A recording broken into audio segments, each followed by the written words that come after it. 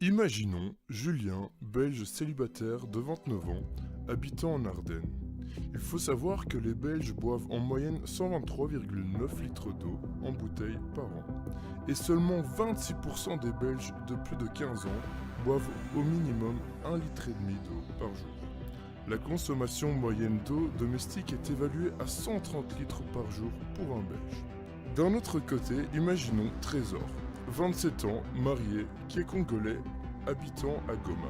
Il faut savoir que là-bas, la consommation moyenne d'eau domestique est évaluée entre 10 et 20 litres d'eau par jour. Il est estimé que pour vivre décemment, il faudrait bénéficier de 50 litres d'eau par jour et par personne.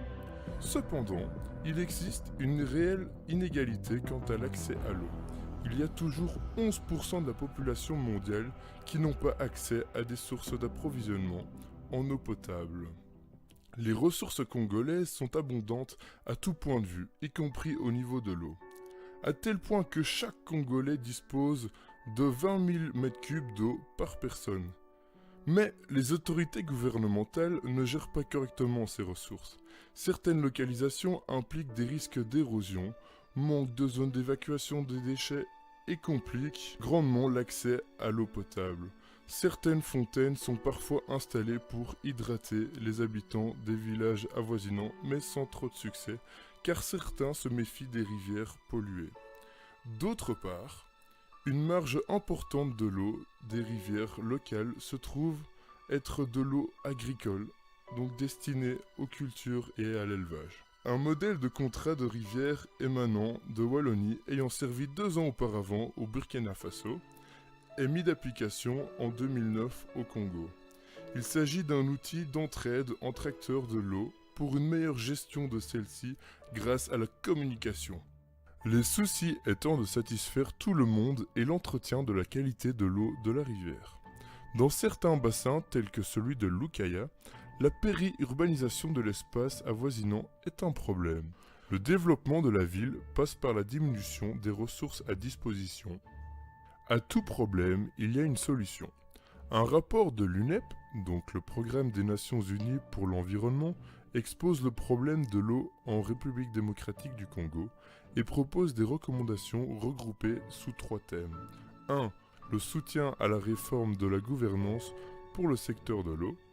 2. Le renforcement des capacités au niveau technique et institutionnel.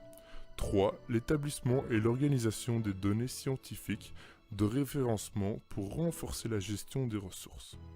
Alors nous allons uniquement parler de l'une des solutions abordées, à savoir un investissement dans la gestion autonome et communautaire d'infrastructures d'eau à l'échelle locale.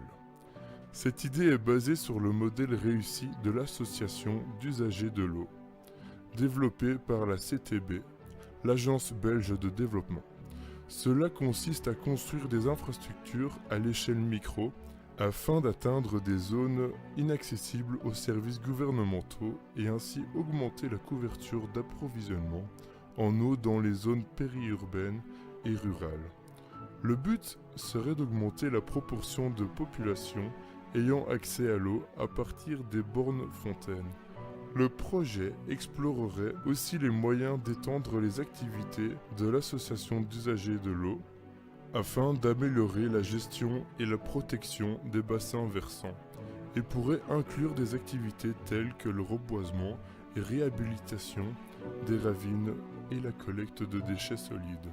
Cependant, une opération de cette envergure est très coûteuse. Elle a été estimée à 100 millions de dollars.